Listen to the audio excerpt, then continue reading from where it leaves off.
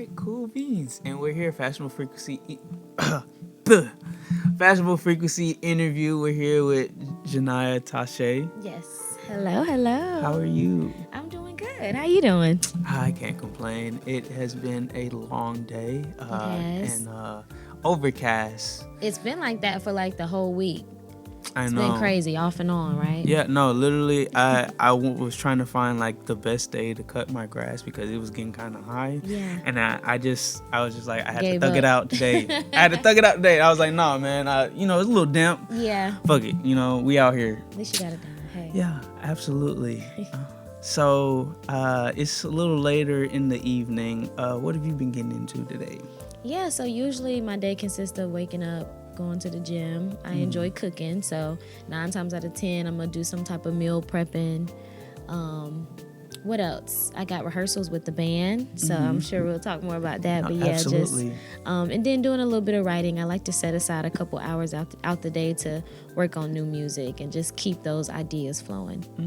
Yeah. Okay, cool. So take me into that world and that creative process of writing. Like, is there something specific? Like, do you need a specific location? Is there like some type of method to the madness? Yeah, so I typically can draw inspiration from anywhere. Like I could be driving in traffic and hear a sound, or a certain song will come on the radio, or something on the playlist, or just a certain melody will just kind of be repetitive in my head. So it doesn't really matter the location, but I think my emotional state definitely depends on what I'm writing. So it's crazy to say, a lot of songwriters know this, but whenever you're like heartbroken or super happy, like on either of those extremes, usually you're like, you got a lot to write about. Like you just want to spill all the tea into your music. So for me, I definitely, like to make sure that whenever I'm coming into a writing session, I already have my attitude and my heart and my emotional state, like, in the right place to keep it coming. But yeah, I like to sometimes sip on some wine, maybe have a little drink, roll me up one, you know what I'm saying? And hey, that's how I get my creative process started. I kind of just play different beats and see which one kind of speaks to me more, and then from there I just kind of mouth a different melody and what I hear in my head. It'll probably sound like jibber jabber baby talk crazy stuff, but the melody is the thing that I'm looking for, and then from there I just kind of throw those lyrics in there. Yeah. Cool. No, that is definitely interesting. So the last session, I'm assuming, was yesterday because it's a part of like your daily routine. So what was it that inspired you yesterday that got the melody going and get you to writing with the pen pad and stuff like that? So actually yesterday was a pretty decent day as far as weather wise compared to today, right? So yesterday was kind of sunny, so what I did, I went to this spot, and then I was trying to gatekeep this spot, but I'm gonna put y'all on, right? It's a spot called Roswell Mill in Roswell, right? And a lot of people might know about it, but it has the beautiful waterfall out there. And that's usually one of my top spots that I like to go to whenever it's really nice weather, because out there I'll play beats on my phone and just allow that, that Zen type of calm, meditative, like, I'm usually going to be in like my Janae neo soul bag out there. Like I'm not going to be like, shake that ass. Like that's not the vibe I get from the from the waterfall. No, but yeah, so yesterday the inspiration was the scenery.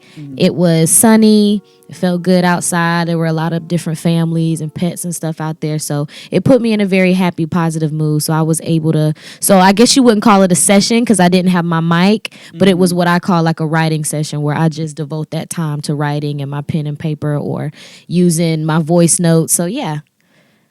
That inspired me, that waterfall, that whole vibe. I just love it. So Roswell Mill, don't tell me I didn't put you on. Oh, no. Look at me. Look at him.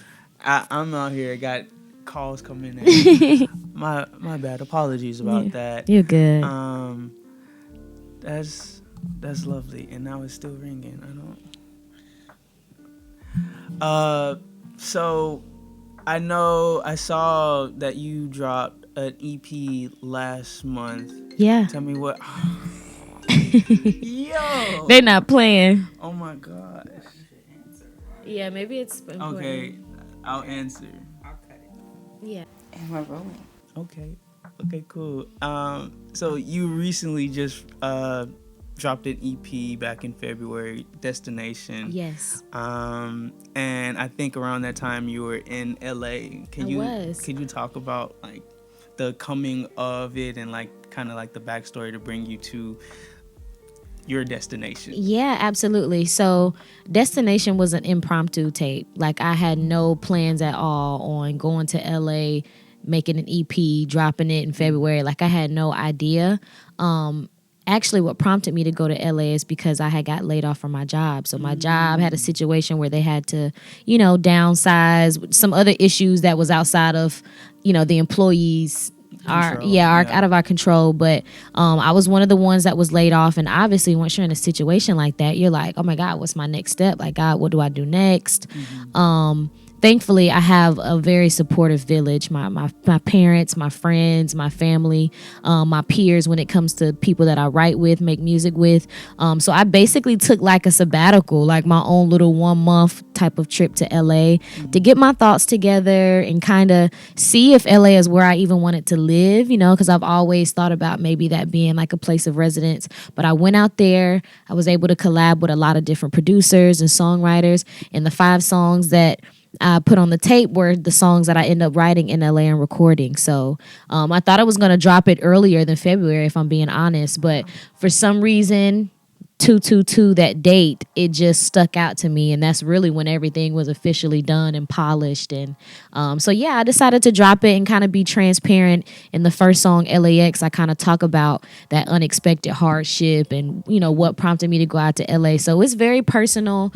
I try to be as transparent as I can because things like this happen. When you're chasing your dreams, a lot of us have regular 9-to-5 jobs with it. A lot of us have our different hustles. So it's important that you see somebody else that do what you do, that, hey, we all live life, but you got to roll with the punches, and even in those downtimes, create it, use it as a moment of create instead of, being depressed about it or worrying about it. Literally use that emotion and put it in music because there's something powerful there. So that's what I tried to do, and I've received some good feedback from it. I'm excited. I think that this was like an appetizer for something I have later on in the year. So so you cooking up? Yeah, I'm trying to stay in the bag, stay in the kitchen with it and cook up. This the appetizer. This ain't even like the main. Yeah. I have some other stuff planned, but this was definitely because it's been 2 years since I dropped before this.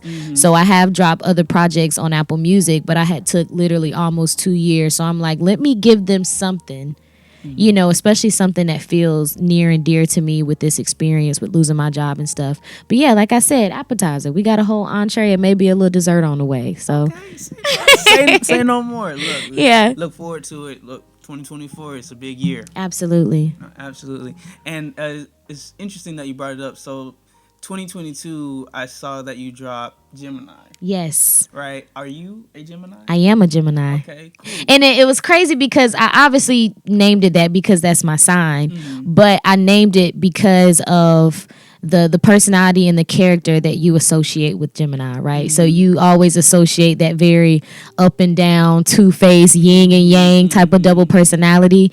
And that's what I was kind of trying to give on that project. So my sweet lovey-dovey side and then my super arch villain nemesis side, So that's why I called it Gemini. So it kind of tried to show the duality of me. Right. Yeah. So do you have an alter ego?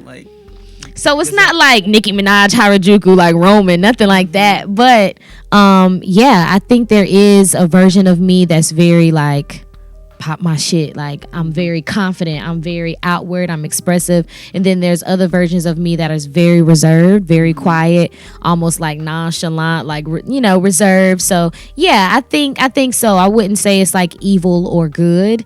I don't think it's that cut and dry for me, because there's probably a little bit of both in each one. But it's more so of I have a turn up and a turn down, Right. Yeah. No, absolutely. What's your sign? I am a Libra. Okay.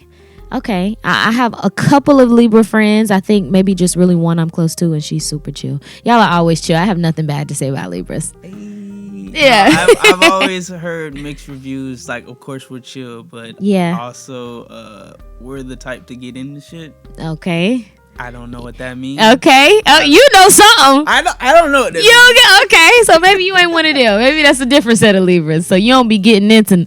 I be chilling. Okay. I be chilling is the main quote for some people that really be getting into stuff. So, all right, maybe. Regardless, this is not about me. Yeah, right. It's about okay. Got you. And you are performing at Fashionable Frequency, but not as a solo act. You're with your band, The Sound of May. Yes. So tell me how you guys formed this band and like just like your relationship with everybody that's a part of it. Yeah. So when I tell you our connection was so divine, and that's really how I know like there's a God out here helping you facilitate some stuff that you really need help with. But I one time walked into a session at Sony Studios, and I was invited to this session. It wasn't mine, and I was in there, and there was a white guy that was engineering. He had long hair, like the typical rocker white guy look, but he's engineering with a room full of rap artists, hip hop, straight up. So I'm thinking, okay, this guy obviously has soul, and he's playing his guitar. And so I conversated with him. We exchanged information, and he was just like, hey, have you ever thought about performing live? And at that point, this was last summer, so maybe last April, May, I was like, no, I haven't performed live. I've only been here in Atlanta for a year. I don't have a band. And he was like, well, I know some guys. I can play the guitar. I got some guys that can play the piano. And I'm like, yo, hook me up. So when I tell you literally it happened fast, within a week, we all met up at a restaurant, and we all realized that our birthdays go in order from May 18th all the way to May 23rd. I'm the 22nd. There's one that's the 23rd, the 18th, 19th. When I say all in May, back to back to back. When I tell you we were all like, oh my God, we were freaked out. And that's why we call it the Sound of May, because all of our birthdays are literally within 1 week of each other. And it's just so divine. And I love everybody's personality because we're a mixed group. A couple of us are black, a couple of us are white. I love it because we have so much diversity when it comes to music styles. All of us have soul, but all of us have our different type of genres that we like to pull from. We put it together. Our style is more so like the mashups. So you might hear us sprinkle in my song with a little Rihanna, a little Usher, a little Mario, and a little Jill Scott, a little bit of, Erykah Badu. So we like to keep it R&B, soulful. But yeah, I like to have a good time. Yeah, that's us, Sound of May. Shout out to the guys and the girl, because it's one other girl too. But yeah, shout out to us. No, yeah, honestly, when we were kicking off Fashionable Frequency, you guys are new on my radar, but it's interesting because the other woman that's a part of the group, like the AKT, yes, like, I know her. We went to school together. Wow, and like small world, huh? No, 100%. When I saw it, I was like, wait, what? Yeah, I'll be seeing her tonight too. She has such a dope style. I love that. So that's a small world. Look at that. No, it really is. Okay, like Atlanta's so small, but like it's interesting. Yeah, like you could be just going to the store, pick up some chicken wings, run into somebody big, and you'd be like, what? That's one thing I learned about here and where I'm from, which is Charlotte, North Carolina, a small town outside of the city of Charlotte, North Carolina. And the music scene is progressive. There's a lot of people that follow their music, and they love it, they're passionate about it. But when I moved here to Atlanta, the pace was fast, and I felt like a shark in a fish tank back home. Meaning, like, for a point of time, Charlotte was everything I needed to grow. But then I'm like, you know what, God, dump me in the ocean with the big fish. Like, I think I can swim, So coming to Atlanta was like swim.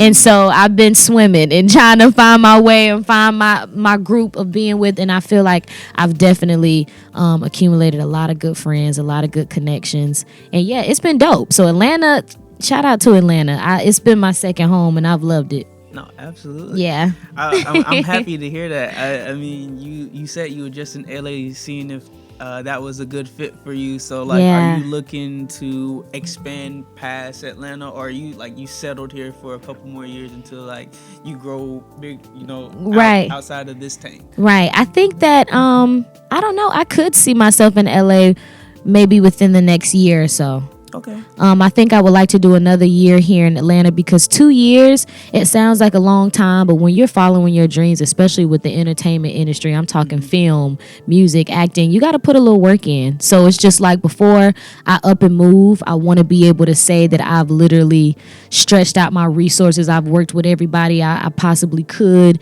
But I do like LA. Now, I'm a country girl. I'm an East Coast girl. So it'll be an adjustment. Every time I'm out there, I can only handle a little dose of LA, and I'm ready to go back right back to the East Coast. So if I do go to LA, I probably wouldn't stay long. But to visit, to work, LA is great. So, it's only a flight away. That's a good thing about anything. If I don't make that move, a couple hours later, I can be in LA. So, just trying to make sure I keep my options open and keep working as much as I can in both places. And hey, wherever the opportunity calls, I gotta go. So hey, that could be tomorrow in LA. And if it's a big opportunity, I'm out of here, Atlanta. You know what I'm saying? But if I notice that opportunity is here and it's a little slow in LA, I'll keep establishing myself here and go out, when I need to.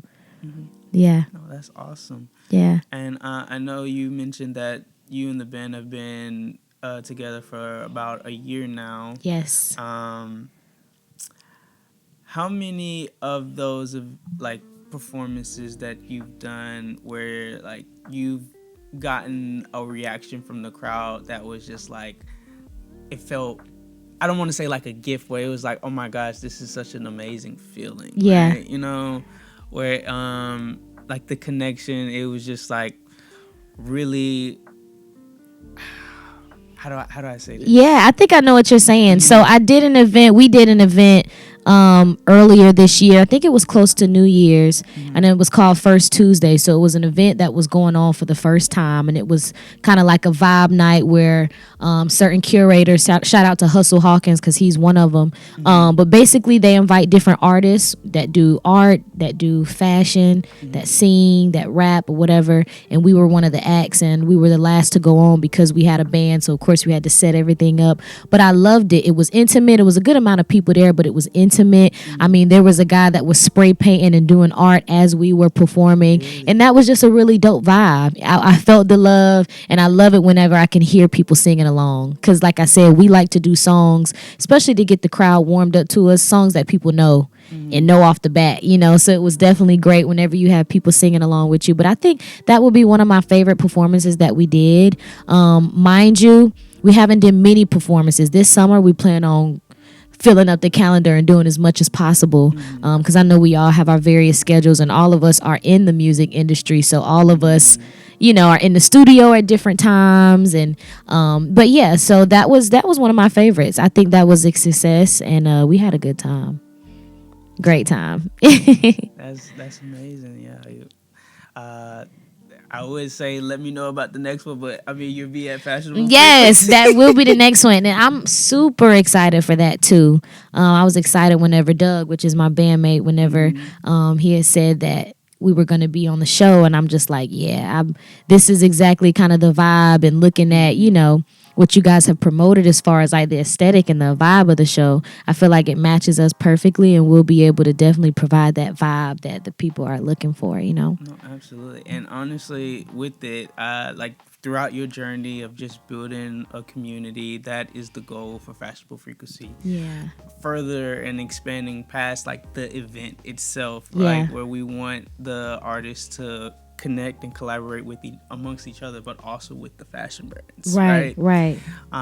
So being here in Atlanta for about 2 years now, have there been any local brands that have stuck out to you, or what is necessarily your vibe when it comes to fashion? Yeah, so there's a couple of brands, and I like a lot of different things. So right now I'm kind of very dressed down at the top, but then kind of try to spice it up with the color and the textures or whatever at the bottom. I like stuff that pops out.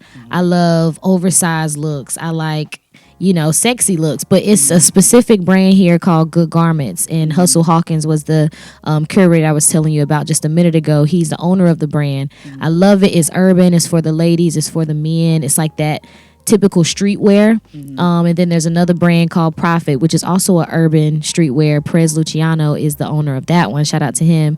He's also an artist here in Atlanta, but he has some dope pieces too. Like I said, that streetwear, comfortable. But when it comes to the lady stuff, I don't know. I pull from anywhere. I'm a thrifter as well. I do online shopping. When it comes to girly stuff, I don't know which one I wear more, heels or sneakers. I got two different styles of me. That's that Gemini, that That's back and that forth that I was Gemini. telling you about. You know, sometimes I just want to be like, look like somebody's little brother. You know what I'm saying? Very unidentifiable, very chill. But then there's sometimes I'm like, all right, main character energy starting now. Tonight's giving main character a little bit. So, Okay. yeah. I had a follow-up question to it, but I don't even know if it would, fit with the description you just gave me. I was going to ask you if you could describe your style in 3 words, but it seems like... I can do it. Okay, that's fun. I would say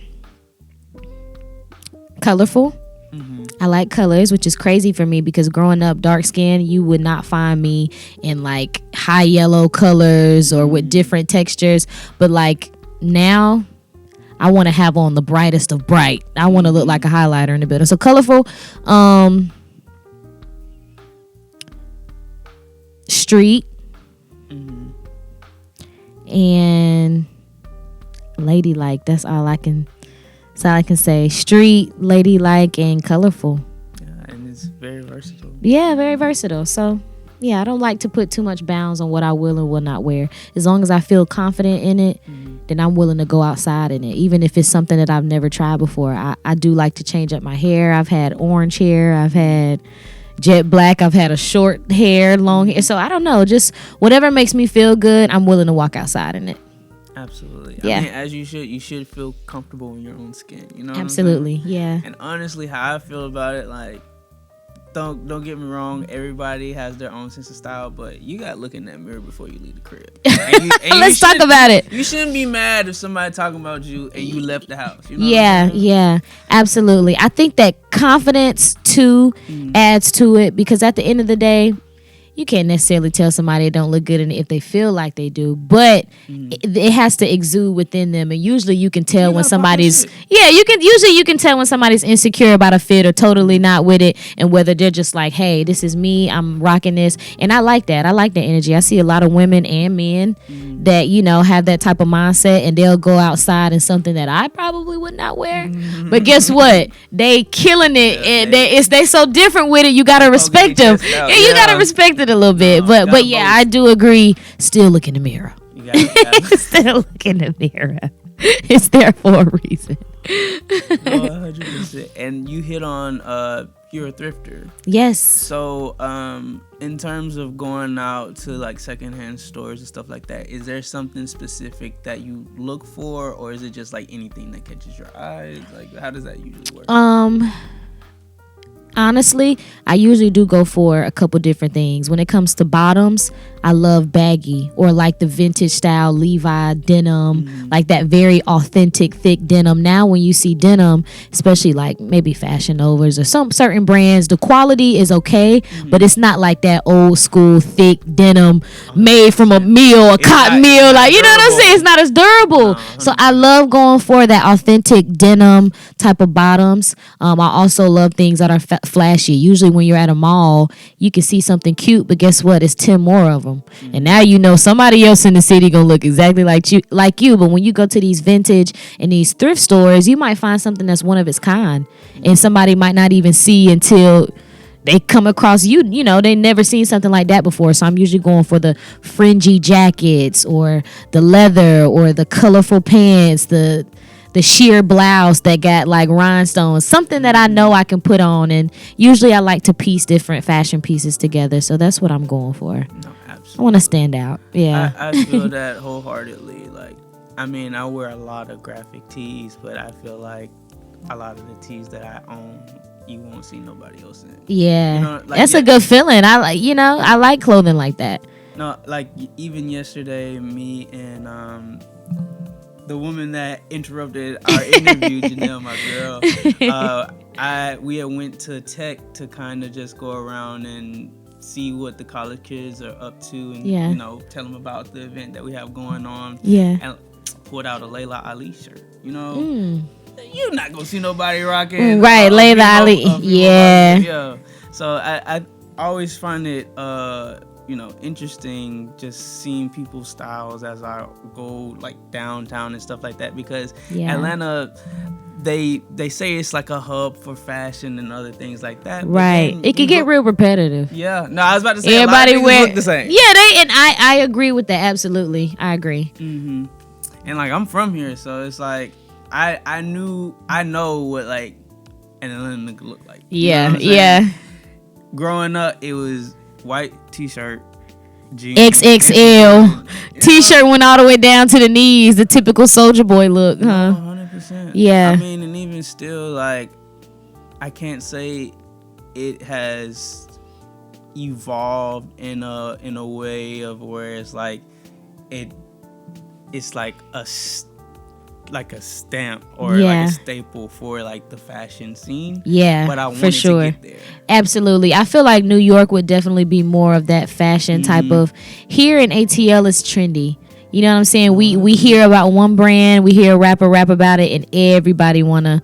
And here's the thing, everybody can maybe even put it together, but it's to me how you wear something like that matters. You don't want to just put on the typical stuff that what everybody put on. Switch it up, add a little hat to it or throw off the color. Or, if you're going to rock a name brand, which I don't really care for, I'm going to be honest. Like I said, I go for whatever I look good in. But if you're going to rock a name brand, make it your own. They don't be making it their own out here. They look the same. But honestly, like if we talking about like stamp outfits or like stamp aesthetics from like the South, we still have that. But I'm just talking about like in this day and age, like if somebody coming out in a full prep boy look, I know you from Atlanta. Or are you coming out straight horsepower? I feel that. You know what I'm saying? Yeah. Or just like... That reminds me of like Young Dro. Like that he was the typical polo mascot. Like, that is some down south Atlanta shit, I remember. with the boots and all. Yeah. And even like how I was saying with like the white t-shirt. Like that's how I know somebody from Atlanta. Nowadays, you see everybody... even with their, brands, they all look the same. Yeah. But I feel like a lot of those times, some of these people not even from here just live here. Mm-hmm. And it's a lot of people, I think, that moved to here from someplace else than actually live here now. Like I've always heard from people that are from here, like saying it's oversaturated, like it's too many of us out of towners. But it's like, look, hey, we done added to the culture down here too. Okay, yeah. Maybe. Or maybe we just embracing what's already here. But regardless, I mean, Atlanta's a dope city. It's a melting pot, but Atlanta still got its culture to me. It still has something different than any other city has to offer, even with the new people coming in. It's still Atlanta, nothing like it, Yeah, no, 100%. Anytime I go anywhere, I'll be ready to go back home. Yeah. Because there's literally no place like Atlanta. And you from here for real, so you can say that wholeheartedly. Yeah. Man, anywhere I go, I be like, man, shit, I'm ready to go back home. And when I get home, it's not like I be into anything. It's just, it feels comfortable. Yeah, it's home, yeah. No. Facts.